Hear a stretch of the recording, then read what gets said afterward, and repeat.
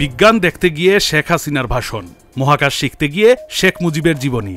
এটাই ছিল গত 15 বছরে ঢাকার নব থিয়েটারের বাস্তবতা। কোটি কোটি টাকার সরকারি প্রকল্পে বিজ্ঞানের নামে চলত রাজনৈতিক প্রচারণা, অনিয়ম আর অদূরদর্শী ব্যবস্থাপনা। তরুণ প্রজন্মকে বিজ্ঞান ও মহাকাশে আগ্রহী করার লক্ষ্যে নির্মিত প্রতিষ্ঠানটি পরিণত হয়েছিল একপক্ষীয় প্রচারের আধুনিক মিলনায়তনে। 5 আগস্ট স্বৈরাচার সরকার পতনের পর জন্ম হয় এক নতুন বাংলাদেশের। তবে নব থিয়েটারের গুরুত্বপূর্ণ চেয়ারগুলো দখলে রাখেন সেই 15 বছর থেকে দুর্নীতি আর অনিয়মে জড়িত কয়েকজন প্রভাবশালী কর্মকর্তা। ছাত্র জনতার প্রাণের বিনিময়ে রক্তাক্ত অভ্যুত্থান আর অন্তর্বর্তীকালীন সরকারের নেয়া সংস্কার নীতি সবই যেন ম্লান এখানকার কতিপয় কর্মকর্তার ধারাবাহিক দুর্নীতিতে। দেশ বদলালেও তাদের দুর্নীতির কৌশল এখনো একই। খোদ জুলাই আন্দোলনে গণহত্যা মামলার আসামি হয়েও কেউ চেয়ার দখলে রেখেছেন, কেউ বা আবার গ্রাউন্ড ফ্লোর ও থিয়েটার রুম দখল করে পরিবার সহ করছেন বসবাস। বিনা টেন্ডারে পরিচালনা করছেন ক্যান্টিন, কেউ আবার ছাত্রলীগ নেতা হিসেবে বিরোধী দলকে সন্ত্রাসী সংগঠন বলে ফেসবুকে দিচ্ছেন স্ট্যাটাস।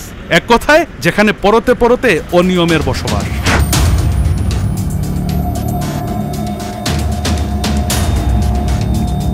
নব থিয়েটারের সিকিউরিটি সুপারভাইজার সুজা মিয়া কেপিআই ভুক্ত একটি স্থাপনার যাবতীয় নিরাপত্তার দেখভাল করার কথা, যার সেই সুজা মিয়া নিজেই যেন এখন এই ভবনের নিরাপত্তার জন্য হুমকি। নব থিয়েটারের 3টি রুম দখল করেছেন তিনি। সরকারি ভবনের গ্রিল কেটে বানিয়েছেন যাতায়াতের দরজা। সেই 3টি রুম আবার নিজের জন্য সাজিয়ে নিয়েছেন বেডরুম আর ড্রয়িং রুমের আদলে। গত 3 বছর ধরে দিব্যি বসবাস করছেন পুরো পরিবার নিয়ে। শুধু নিজে পরিবার নিয়ে বসবাস করেই ক্ষান্ত হননি, আরো কয়েকজন সহকর্মীকে করে দিয়েছেন থাকার ব্যবস্থা। চ্যানেল এস এর কাছে স্বীকারও করলেন সেই কথা। এই দরজাটা এগুলো কি আপনি করেছেন?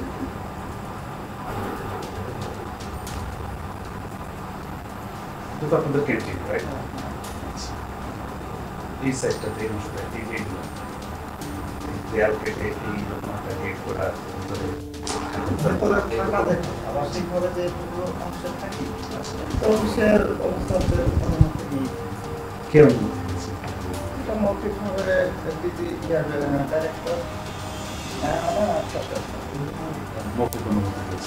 এটা কি কেপিআই ভুক্ত কোনো এলাকায় থাকতে পারেন?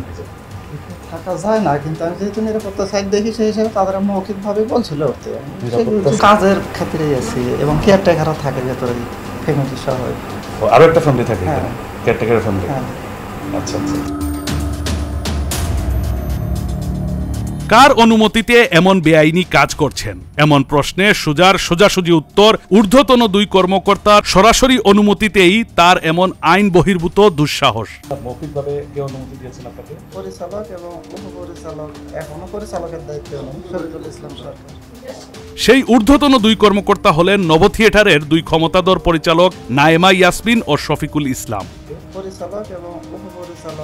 কথা বলতে চাই 2 কর্মকর্তার সাথে, তবে তার আগে পরিচয় করিয়ে দেই এই অফিসের আরেক কর্মকর্তা গুলাম জাকারিয়ার সাথে। সায়েন্টিফিক অফিসার পদে কর্মরত জাকারিয়া তার কর্মক্ষেত্রে যতটা না দক্ষ, তার চেয়ে বেশি দক্ষতা যেন পতিত স্বৈরাচার সরকারের নিষিদ্ধ ছাত্র সংগঠন ছাত্রলীগের এক অ্যাক্টিভিস্ট হিসাবে। আওয়ামী সরকারের নেতা মন্ত্রীর বিভিন্ন রাজনৈতিক অনুষ্ঠানে যার উপস্থিতি ছিল চোখে পড়ার মতো। সরাসরি ছাত্রলীগের রাজনীতিতে জড়িত জাকারিয়া নিজের ফেসবুক ওয়ালে বিরোধী রাজনৈতিক দল বিএনপির ছাত্র সংগঠন ছাত্রদলকে সন্ত্রাসী সংগঠন হিসাবে আখ্যা দিয়ে স্ট্যাটাস দেয়া থেকে শুরু করে রাজপথে প্রতিহত করার ঘোষণাও দিতেন মাঝে মধ্যে। যদিও 5 আগস্ট স্বৈরশাসনের পতনের পর নিজের ফেসবুক থেকে পোস্টগুলো সরিয়ে ফেলে দিব্যি চাকরি করে যাচ্ছেন। সামাজিক যোগাযোগ মাধ্যমে তার দেয়া পোস্টগুলোর কথা প্রথমে অস্বীকার করার চেষ্টা করলেন, তবে প্রতিবেদক তাকে প্রমাণ হিসেবে সেসব পোস্টের স্ক্রিনশট দেখালে বেশ বিচলিত হয়ে ওঠেন জাকারিয়া। চ্যানেল এসকে বলেন, ক্যাম্পাসে নাকি বাধ্য হয়ে ছাত্রলীগ করতে হয়েছে তাকে। হ্যাঁ, আদর্শগত না হলে থাকতে হলে অনেক সময় সিটের প্ররোচনায় বা সিট থাকতে হবে, তাহলে তো আমাদের তো গ্রাম থেকে আসতে হবে, বাধ্য হয়ে ছাত্রলীগ করা ওই স্টাইলে। এছাড়া তো কোনো উপায় নেই। নানা বাহানায় ক্যামেরার সামনে থেকে সটকে গেলেন জাকারিয়া।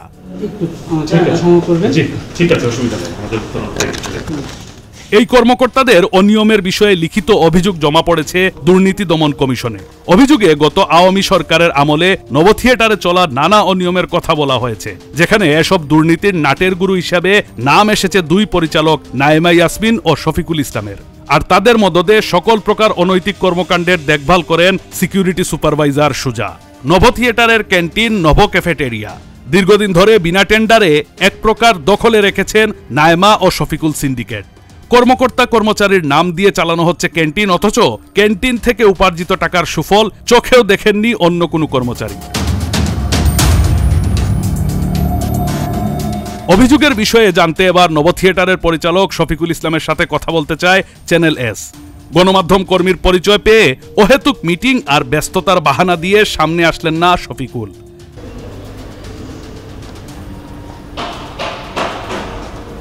মহাপরিচালকও ব্যস্ততার জন্য কথা বলবেন না, তবে সহকারীর মাধ্যমে অনুমতি দিলেন পরিচালক নায়মা ইয়াসমিনের বক্তব্য নিতে।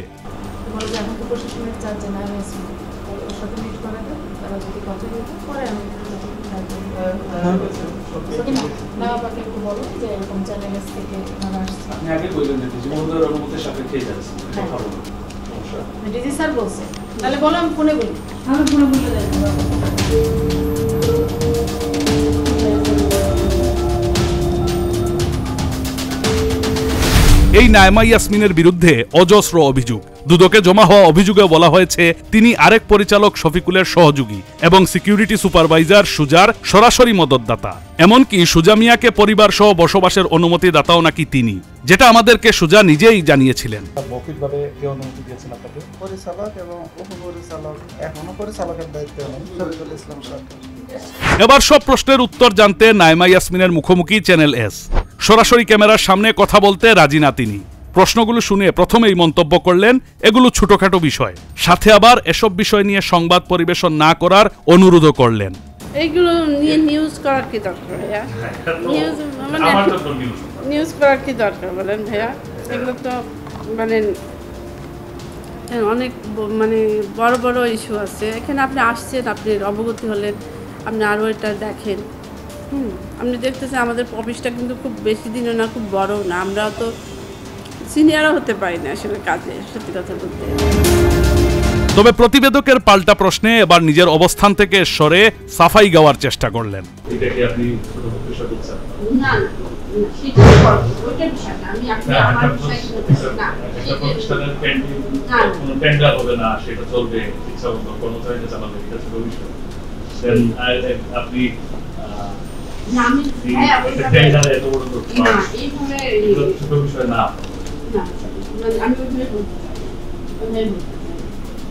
সুজা মিয়াকে আবাসনের অনুমতি দেওয়ার মূল হোতা খোদ সুজা মিয়ার সামনেই সেটা অস্বীকার করলেন। উল্টো বললেন তিনি নাকি চেষ্টা করেও সরাতে পারছেন না সুজা সহ নভ থিয়েটারের রুম দখল করে বসবাসকারীদের। না, মৌখিকভাবে অনুমতি দেওয়া হয়নি। এটা তাদেরকে এটা ইয়ে করার জন্য আমরা চিঠিও দিয়েছি, জানবেন যে কিন্তু মানে জানি না এরা কীভাবে থাকতেছে। আমরা চিঠি দিয়েছি, যেখানে যেহেতু অফিস এলাকা কেপিআই প্রতিষ্ঠান, চিঠি দিয়েছি। কিন্তু চিঠি দিয়েছি তো, চিঠি দিয়েছি এত তারিখের ভিতরে ইয়ে করতে, কিন্তু ওরা যায় না।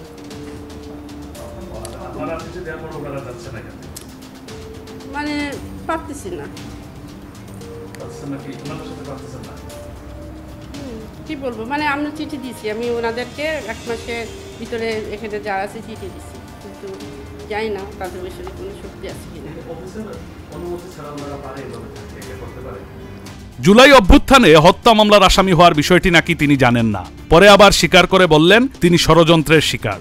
এই মামলা ঢুকায় কেউ সুবিধা নেওয়ার চেষ্টা করতেছে, হয়তো কারো ইয়ে হতে পারে, আমার মানে বুঝতেছি না বিষয়টা। আসলে মামলার বিষয়টা কি জানেন আপনি নাকি তাও জানেন না? অফিশিয়ালি ওইভাবে জানি না, অফিশিয়ালি জানি না, এমনি আপনি ইনফর্ম? অফিশিয়ালি জানি না, যেহেতু যেটা অফিশিয়ালি আমি জানি না।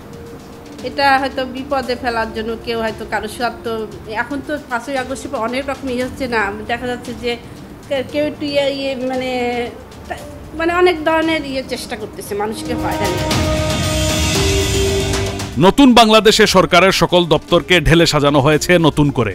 দুর্নীতিগ্রস্ত এবং বিগত ফ্যাসিস্ট সরকারের দোসরদের সরানো হয়েছে কৃতকর্মের ফল হিসাবে। তবে গোটা বাংলাদেশে ভিন্ন উদাহরণ তৈরি হয়েছে নভ থিয়েটারে। সেখানে কেবল একজন ক্লিন ইমেজের মহাপরিচালক বসানো হয়েছে, অথচ বাকি সব কটি পদে বহাল তবিয়তে আছেন গত 15 বছর থেকে এখন পর্যন্ত দুর্নীতিতে আকণ্ঠ নিমজ্জিত সেই পুরনো কর্মকর্তারাই। প্রশ্ন উঠেছে, পরিচ্ছন্ন ব্যক্তিত্বের অধিকারী এবং সৎ কর্মকর্তা হিসেবে সর্বমহলে সমাদৃত নতুন মহাপরিচালক মোহাম্মদ শাওগাতুল আলম কি পারবেন শফিকুল এবং নায়েমার মতো দুর্নীতিবাজ কর্মকর্তাদের সিন্ডিকেট ভাঙতে, নাকি উল্টো তাকেই ব্যর্থ হিসাবে প্রমাণ করতে উঠে পড়ে লাগবে এই ভয়ঙ্কর স্বেচ্ছাচারী syndicate? Shafiuddin Ahmed, channel S, Dhaka.